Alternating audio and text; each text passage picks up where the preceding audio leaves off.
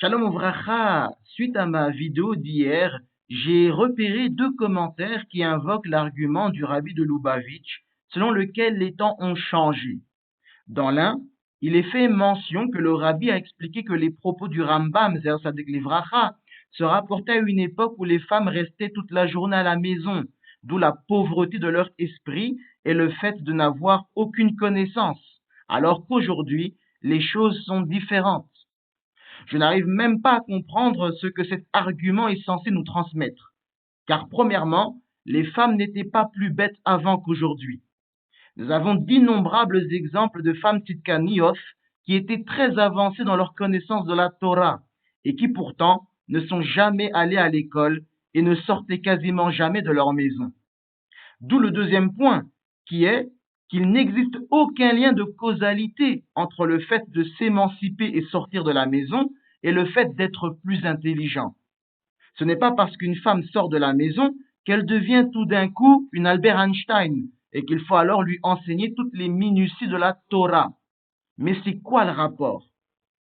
Le deuxième commentaire est beaucoup plus intéressant, car il y est dit que le rabbi de Lubavitch a indiqué qu'à notre époque, les femmes doivent étudier, étant donné que c'est commun pour elles d'étudier, d'avoir des diplômes, d'aller à l'université, etc., etc. Ce qui me dérange dans cet argument est qu'on tente de judaïser une pratique non juive sous prétexte qu'elle se serait déjà beaucoup répandue et serait devenue une norme. Le problème avec ce genre d'argument est que vous manquez de cohérence et ne saurez pas où vous arrêter. Exactement comme un de mes bons amis, dont je ne vais pas dire le nom, mais il se reconnaîtra puisqu'on se connaît depuis des années et qu'il commente souvent mes vidéos, qui me sort régulièrement comme argument dans nos échanges privés, qu'étant donné que ne pas se couvrir la tête est la norme pour les femmes non juives en Occident, eh bien, rien n'obligerait les femmes juives à notre époque à se couvrir la tête. Sur cette même base, il me sort souvent comme argument que rien n'empêcherait une femme d'être rabbine, précisément parce que la sémira est devenue un diplôme comme les autres. Vous voyez jusqu'où l'argument des temps qui changent sur base des normes non juives peut mener. C'est pourquoi je ne trouve aucune pertinence à de tels arguments. La Torah a été donnée pour façonner le temps. Ce n'est pas le temps qui façonne la Torah. En revanche, on peut entendre le fait qu'en Occident, l'éducation ou la scolarisation est obligatoire et que de ce fait, les Juifs n'ont pas d'autre choix que de mettre leurs enfants à l'école publique ou à l'école juive. Mais nulle part, même dans le monde des goïms, les femmes ont une obligation de poursuivre des hautes études, d'aller à l'université, etc., etc. Et même si on est désormais obligé de mettre nos filles à l'école, absolument rien n'oblige à leur enseigner ce que la halakha interdit pourtant de leur enseigner. Ainsi, enseigner la Torah aux filles sous prétexte que les temps ont changé n'est pas un argument tenable, puisqu'en réalité, rien n'oblige même dans une école juive à enseigner la Torah aux filles. C'est un choix délibéré d'aller contre la halakha. J'avais prévu d'aborder l'argument du changement de temps dans le 3e ou 4e épisode de cette série. Mais puisque le sujet a été abordé en commentaire, je vais chambouler un peu le programme et en dire quelques mots déjà maintenant. Nous savons tous que dans la Torah, la première fois qu'un mot ou un sujet est abordé, c'est là qu'on va retrouver tous les secrets et l'essence de la chose. Eh bien, il en est de même dans la littérature rabbinique. Si vous voulez pleinement comprendre un sujet et vous rapprocher de la façon originelle dont il était abordé, il faut retourner aux premiers rabbanim qui l'ont abordé. Et souvent, il va en ressortir que leur pensée a été totalement dévoyée. Ici, le premier à avoir mis sur la table l'argument du changement d'époque pour justifier d'éduquer les filles fut le Hafez Haïm Zera Sadik Livracha. À la référence que vous avez à l'écran, le Hafez Haïm explique que dans notre génération, les filles doivent être éduquées différemment que de la façon avec laquelle elles étaient éduquées dans les générations antérieures. Voici ce qu'il écrit. Il semble que tout cela ne s'appliquait qu'autrefois, lorsque chacun vivait sur les terres de ses ancêtres et que la tradition transmise exerçait une forte influence sur chaque individu, l'incitant à se comporter comme eux, comme le dit l'Écriture. Interroge ton père et il te le dira. Dans une telle situation, on pouvait dire qu'une femme ne devait pas étudier la Torah, car elle devait s'en remettre à ses pieux ancêtres pour sa conduite. Mais aujourd'hui, à cause de nos nombreux péchés, la tradition transmise par nos ancêtres s'est affaiblie et il est fréquent de ne plus vivre sur les terres de ses ancêtres.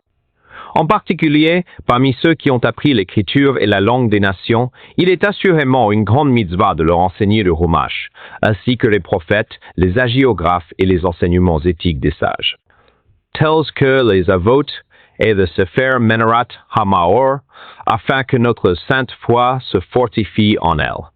Car sinon, elle risque de s'égarer complètement du chemin de Dieu et de transgresser, Dieu nous en préserve, tous les fondements de la religion. Le Hafez Haïm a bel et bien constaté un changement, mais pas celui que vous invoquez. Il a remarqué un changement radical dans la propension des individus à suivre l'exemple pieux de leurs ancêtres.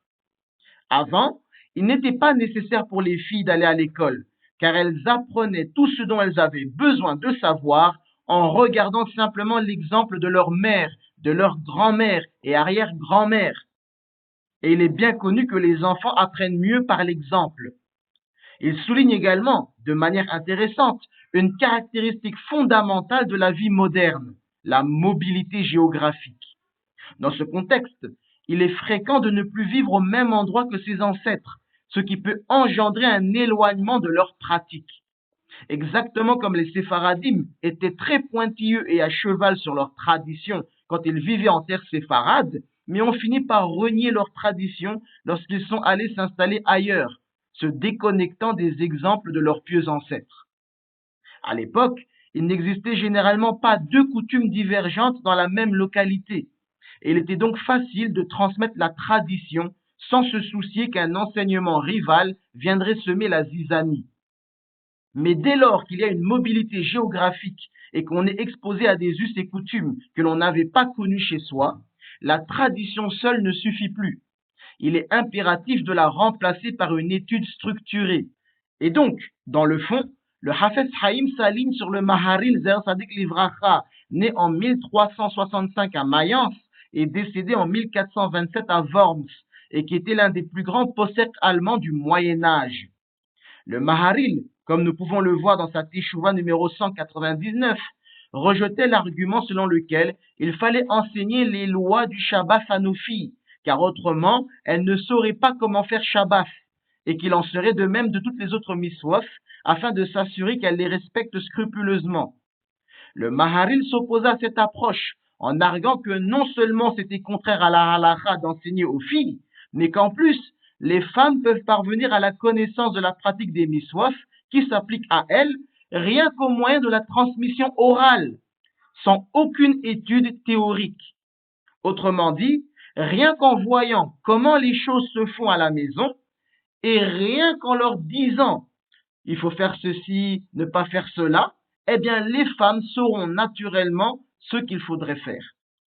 Par l'exemple de leurs parents et de l'organisation religieuse du village ou du quartier, les femmes sauront comment se comporter. Il n'y a pas besoin d'études de la Torah pour cela. Et le Maharil conclut que dans les cas où il y a une incertitude, eh bien, il suffit simplement de poser la question à une autorité compétente. Point. En réalité, le Hafez Haïm est parfaitement d'accord avec ça.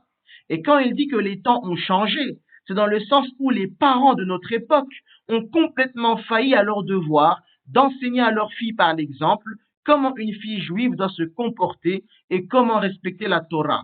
Puisque forcément, maintenant, avec la modernité, les mères passent plus de temps dehors.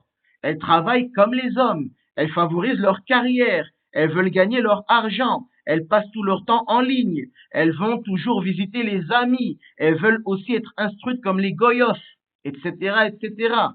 Quant aux hommes, n'en parlons même pas.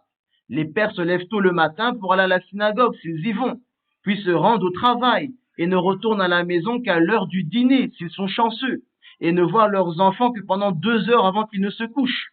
Donc, forcément, les filles n'ont plus de modèle cachère à la maison quant à la façon dont un juif doit se comporter et comment pratiquer les miswaf.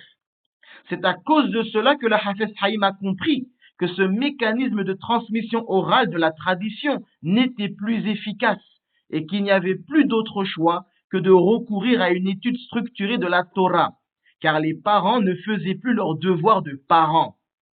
Il insista toutefois sur le fait que l'objectif de l'étude pour les femmes n'est pas la connaissance des détails halakhiques, mais bien la motivation à vivre pleinement une vie juive. C'est pourquoi il n'a pas inclus dans le cursus scolaire des filles des cours de halakha, de Mishnah ou même de Talmud, comme on le voit dans bon nombre d'écoles juives aujourd'hui, mais uniquement ce qui est axé sur le Tanakh et le Moussar. Rien d'autre, car c'est tout ce qu'elles ont besoin de savoir pour se comporter comme des femmes juives et rester dans le giron de la foi. Donc, au lieu d'utiliser le Hafez Haïm pour soutenir d'enseigner la Torah aux femmes, il convient plutôt de noter que le Hafez Haïm ne soutenait l'étude de la Torah par les femmes qu'en dernier recours, afin qu'elles ne s'égarent pas complètement du chemin de Dieu. En conséquence, il limitait le contenu de l'étude à ce qu'il considérait comme le minimum nécessaire, le Tanakh et les enseignements éthiques des Hachamim. Mais quand les parents accomplissent leur devoir d'être des modèles pour leurs filles, il n'est pas nécessaire de leur enseigner la Torah. Une de mes filles, Shena Léa, a eu ses 6 ans la semaine dernière. Elle n'est pas scolarisée et je ne lui donne aucun cours de Torah. En revanche, elle connaît sa Birchaf Amazon par cœur depuis bien longtemps, puisqu'elle a toujours vu et entendu ses parents la réciter à voix haute après avoir mangé du pain. Je ne l'ai jamais faite asseoir devant moi pour lui apprendre les Pesoukhé des Imra, mais à force d'entendre son père prier à la maison ou diriger la tefila à la synagogue, elle connaît ses Pesoukhé des Imra. Je n'ai pas besoin de lui donner des cours spécifiques sur Shabbat. Elle voit de ses propres yeux comment on se comporte ce jour-là. Et d'elle-même, quand elle a des questions, elle me les pose. Ou, quand elle ne sait pas qu'une chose est interdite le Shabbat et que je la vois faire, eh bien, je lui explique tout simplement et calmement qu'à Shabbat, on n'a pas le droit de le faire. Et elle apprend donc progressivement. De la même manière, un jour, alors qu'elle avait encore 4 ans, elle est par elle-même allée demander à sa mère pourquoi papa ne lui faisait pas réciter le schéma en entier, contrairement à son grand frère Menahem. Et sa mère lui a expliqué que dans les paragraphes du schéma, il y avait les miswot de l'étude de la Torah, des téphilines et des sissiyot, et que les filles étaient exemptées de ces miswot. C'est pourquoi papa ne te fait pas réciter tout le schéma, mais seulement le début. C'est ça l'éducation traditionnelle des filles. Et quand vous les éduquez de cette façon, que vous prenez le temps de leur enseigner par l'exemple et en créant dans vos foyers une véritable atmosphère juive, il n'y a pas besoin de leur donner des cours de Torah. Si le Hafez Haïm a approuvé les écoles juives pour filles, c'est uniquement parce que les parents juifs ne font pas leurs devoirs et passent la majeure partie de leur temps à s'occuper d'autre chose que leurs enfants. Ce n'est pas parce que les temps ont changé. Ce sont les parents qui ont changé leur mentalité et ont embrassé le mode de vie et de pensée du monde occidental. Kol Tov, Hazak, Uvaruch et Shabbat Tov Mvorach.